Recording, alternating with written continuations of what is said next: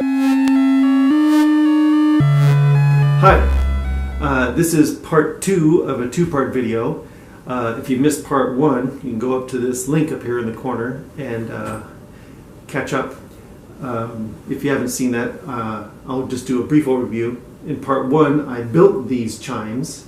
They are capstans that I harvested out of a tape machine. And I make them clack together using solenoids, which are activated or triggered by this little box. So in part 2, I'll show you how it works. I'm sitting in front of my computer looking at the Arduino website, and I found a solenoid kit by Geek, and I ordered it, and I have it right here. It's on this beautiful glossy board. I've already started assembling it, as you see, but I thought I would share the rest of the assembly process with you. So, up and down.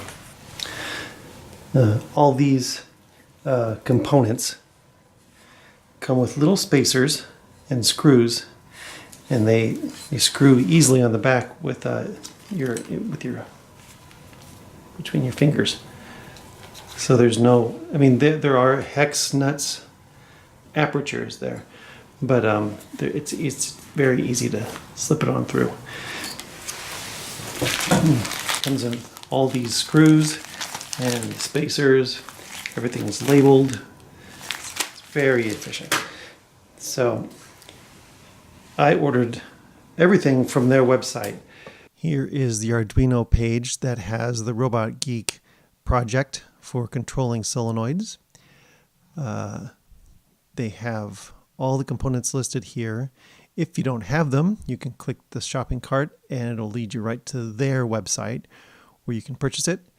I bought all the parts for about $120, although don't quote me on that because I did buy extras of a bunch of this stuff because I know that I break things and I regret not having to. So here's what it should look like when it's finished. I didn't get it completely right because I didn't line up the holes the way I should.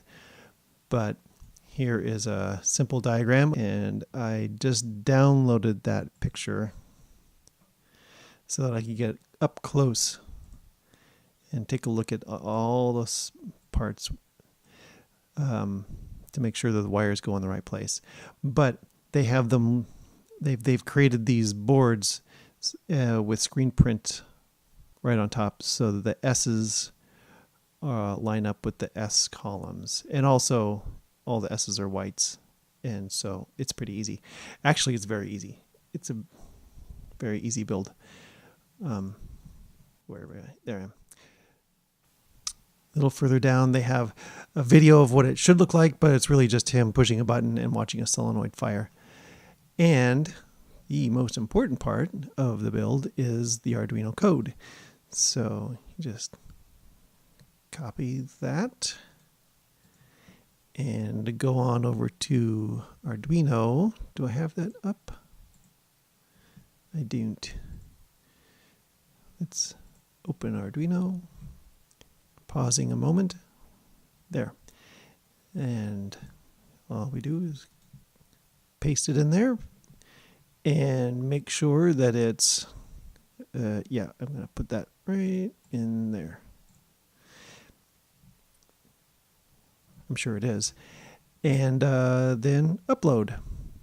I don't want to get ahead of myself because before I upload the sketch onto the Arduino, I want to mount these solenoids onto the board. And the holes are drilled 1 centimeter apart. And luckily, these holes here are a couple centimeters apart, so they'll fit right on the board.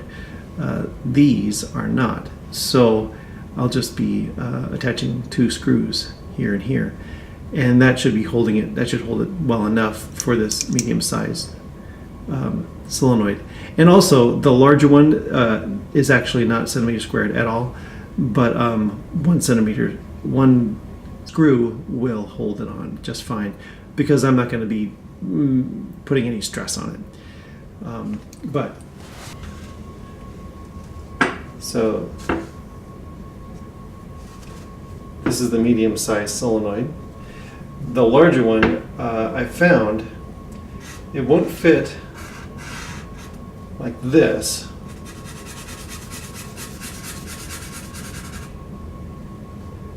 Except if I just use this one screw hole. But if I use, let's say, one screw hole and this area in the slider, I can make it fit diagonally, which isn't a big problem because this is a huge board and it should be just fine. So that's what I'm going to do.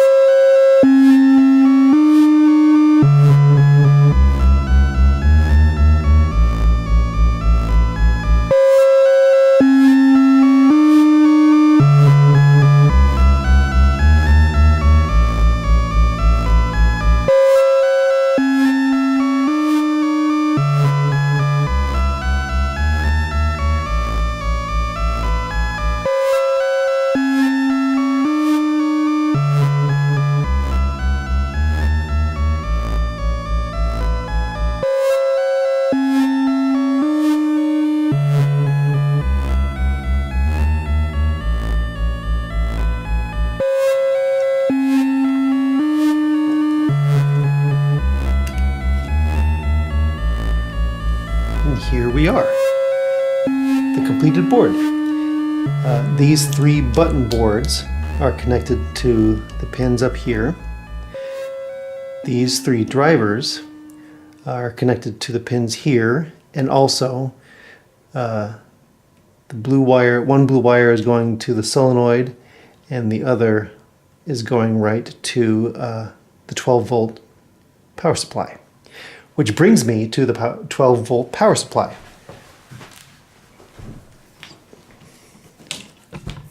Oops, sorry friends.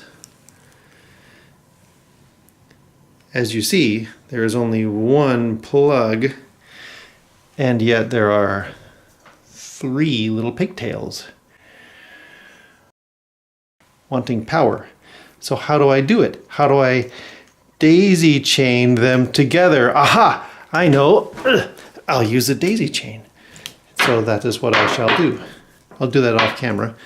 But the other thing that needs power is this little Arduino. So I'll go snap, and all the greedy little sockets have their power. So for now, I've just taped them together, but I'm going to solder them together after I've made sure that it works. So here's the test. What will happen? What will happen when I push this button? What will happen? What will happen when I push this button? This button right here. What will happen? Oh no! Oh! Oh! Ah! Oh! And this one. Will the same thing happen? Which one will fire? This one or this one? Or that one? this one, that one, this one, that one, this one, that one. And then the last one, which one do you think? This one, that one, this one, this one, that one, that one, this one, this one, that one, this one. Oh, what fun. Ho, ho, ho. Okay, that's all the fun I've had. So, what can I do with this now? I know I have a choice. No, I have a plan. I have a choice for a plan. And I'll do it. Let's go. All right, here's the first attempt at making the solenoid CV controllable. So I have purchased an Arduino Uno, which is in the same configuration as the Geek Duino, but I wanted to keep the Geek Duino in its own little experimental board so I could use this if it works. But I did pillage the driver that Robot Geek sent me. So I've attached the solenoid to the driver just as it was on the board, but instead of using their three-way cable, I have used three little jumpers instead, and taken the voltage. Let's see, how did it work?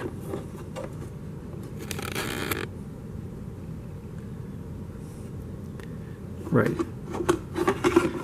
The gray is connected to the S, which is signal.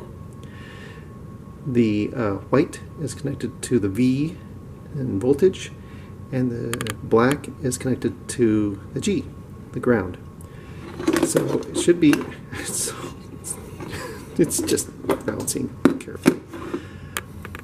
So it's a simple ground. I'm not protecting anything.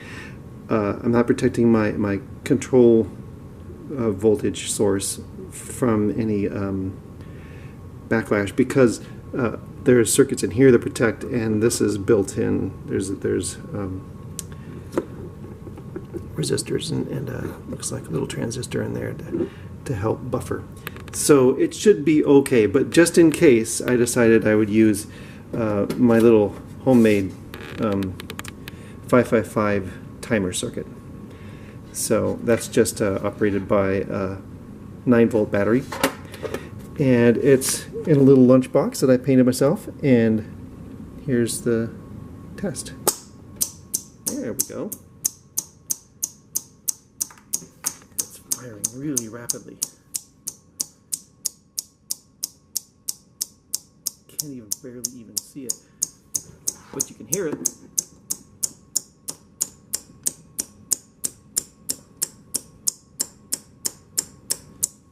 And I can control the speed at which it snaps.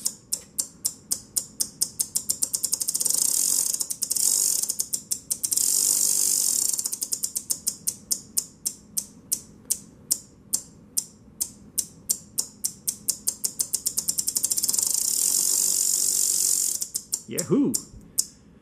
All right, so it's a success. I think I'll just plug that into my theater and see if it rings the bell. Just wanted to show how I was thinking about how to protect my my clock source if I plan to plug this into my modular system. So this is just a little diagram. I might build this just in case, but it's basically using an optocoupler, which is in the mail to me as we speak. So it's just basically a signal coming in through here, through the optocoupler, which separates it. It's also called an opto isolator. So it isolates this voltage from the voltage going into the Arduino. So that's basically what it is.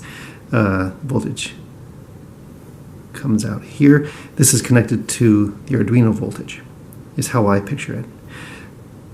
So it goes in here to pin 13. No, actually, the driver is connected to pin 13. This is connected to pin, what is that, 7? And and then it distributes the signal over here to the solenoid. So yeah, that's basically, if I need to do that, that's the diagram I'm going to be working off of. And before I plug in the Arduino and solenoid, I wanted to share the Arduino sketch that I'll be using. It's basically the robot Geek sketch, but I've removed the other two pins and relay information. So basically it's just saying this pin, number 7, will be receiving the signal, and this pin, number 13, will be sending a signal out to the relay. And then further down it says, check to see if the signal is active, and if it is, turn on the relay. And then if the signal is inactive, turn off the relay. It's very simple.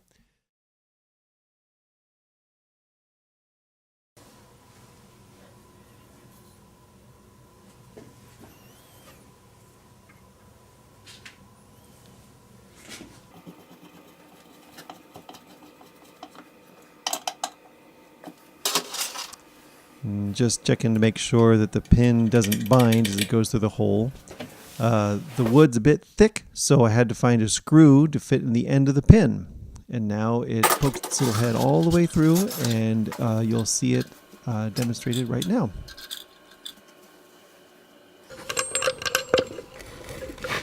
Here you see the head of the screw poking through the wood. It's right in line with the chimes. So I'm going to get out my 555 timer and use it as a clock. And it works perfectly. So that's good news. The bad news is you won't be able to see it on the video, but that solenoid right there is getting very hot very quickly. It's because I am plugging the jack directly into the board. So it turns out I will need to build that buffer circuit with the optocoupler. And you'll see the breadboard and designs right here. After that, it'll work just fine. All right, here is the last, for now, configuration of the chimes. Here's the Robot Geek driver and the Robot Geek shield, which I decided to use instead of making my own, because this just does such a good job of distributing the signals. Underneath it is the Arduino Uno, and here's a signal coming in from the clock, and here's the buffer with the optocoupler right there in the middle, right there, and solenoid. I should mention it's mounted backwards, so it taps like that instead of tapping in. And I chose to do that because I wanted it to kind of yank on this little guy right here. All that's left to do is plug it in.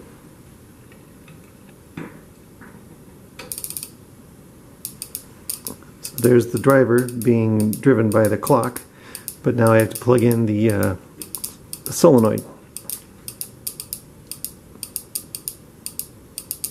It's hard to do with one hand. I'm going to do it with 2 hands, and meanwhile I'll turn on the line mic so you can hear this as it's coming out of the little contact microphones.